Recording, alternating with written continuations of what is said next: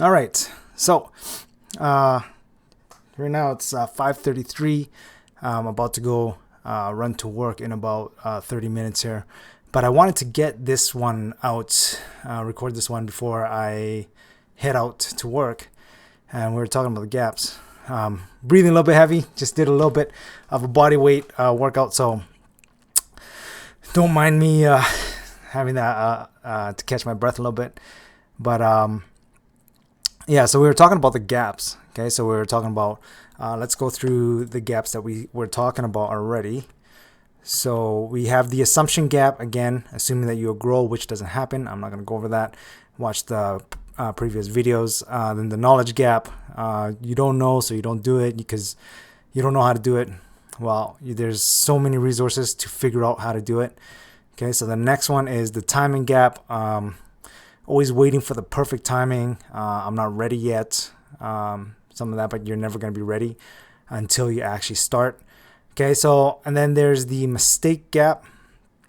I think this is where, yeah. So this is where we are right now. So the mistake gap is another gap, and it's the concern for failure. Okay, so that is another thing, and that was a huge thing for me, right? So everybody, especially if you're attempting to do things, you're gonna fail, right? And that's just part of the process of growing. Okay, so the easiest example is if you're going to the gym and you're working out and you're not failing, then you're probably not going to grow that much, right? You're not going to make that much improvements on your physical fitness. So growing requires that you fail. A lot of times, right? You're setting goals. You're never gonna hit that goal right off the bat. So that's just not gonna happen, right? It requires a lot of practice, a lot of patience, a lot of trial, and a lot of error.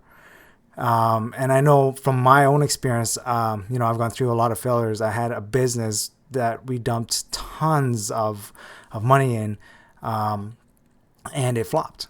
Right. In fact, not only did it flop, we left that business with more debt than most people can even, think of. Right.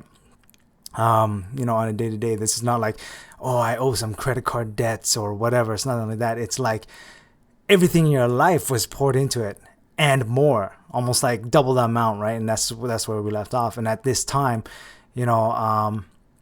I had my daughter, and for the longest time, being afraid of getting back into another business because that business destroyed us. It took a long time, for me to start getting back into that entrepreneurial mindset of, building something again because of that fear of failure. You fear that something's going to happen again, and it's the same thing that goes, for I did bodybuilding 8 years ago. And then on one competition, I entered into two or three categories, and I was last place on all of them. Right. And now remember, I didn't go on there and I was like overweight or anything, but everybody goes on there and everybody has a six pack. Right. So that's nothing special on a stage like that. Right. So, you really got to be over the top.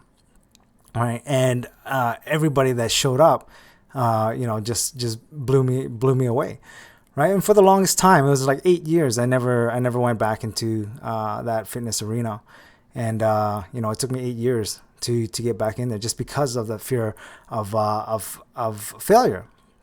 Okay, so that was pretty debilitating. Okay, so there's a lot of events, there's a lot of things if I go even further back, but I can list this on forever, and this would be like several hours, several episodes, of me talking about how much I failed. I went to SEALFIT, and I didn't do as good as I liked, and I can make excuses and reasons why, that I didn't,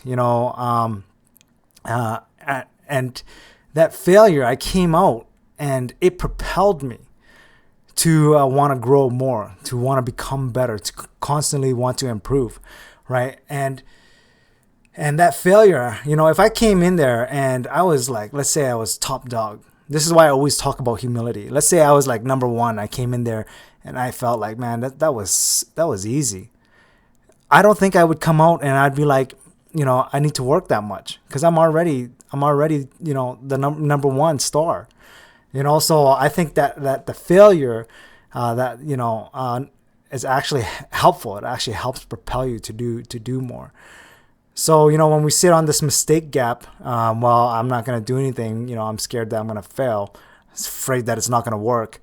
It doesn't really get you anywhere. But when you're looking at that failure and you continue to progress and move forward, those failures, those obstacles, and I said this in the last video, is actually like, the needle on a compass, right? When you hit that obstacle, it's actually pointing away, like, hey, this is the obstacle you need to get over. That maybe you never even saw that obstacle. You never even knew that obstacle was there until you encountered it, right? So it's almost like a blessing that you actually see this obstacle and you can move forward, right? So rather than looking like at an obstacle and being like, oh well, I can't get over that obstacle, whether it's a knowledge gap or a time gap or whatever, like you hit this obstacle, instead of saying, oh well, I can't do it because of that, because there's things in the way. It's almost like saying, well, what do I need to do? What do I need to learn? What do I need to do to progress to the next level, right? And that's really what this mistake is. So it's a major mistake to look at this, failure, the failure gap, mistake gap, and not progress forward, because that's actually, it's telling you where you need to go, right? So that's a huge thing, is to see that mistake gap and then continue to move forward. You know what? It's funny because in basic, so when I was in the military, way back like in the early 2000s there, in basic, they would give you tasks that couldn't be accomplished, right? It was just, it didn't even make sense, right? They'd say, go in, right? You got 5 minutes. And there's a whole bunch of us, right? There's only a number of stalls for showers. And they'd be like, you got 5 minutes, 10 minutes, something ridiculous like that. And they'd say, go in, get out of your PT gear and, go shower and get in uniform and get back out here. You got 10 minutes. Like, that's not even possible, but I can see that they're actually teaching you to actually engage, even though the failure is inevitable, right? So that's such a good skill to have, is to look at an obstacle and say, oh, wow, look at that Goliath. Okay, look at that Goliath. But I'm gonna move forward with my sling anyways. You know what I mean? And you know what?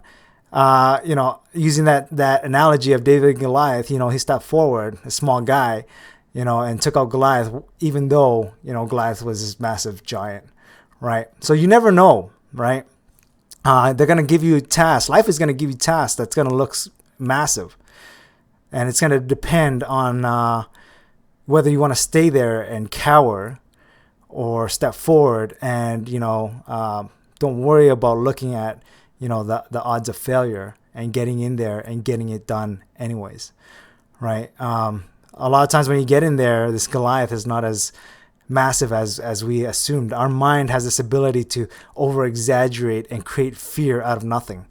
So again, going back right to it, our mind is a big controller of our success. So that's a key, one of the key things that's so crucial and so important is, don't stop by that mistake gap.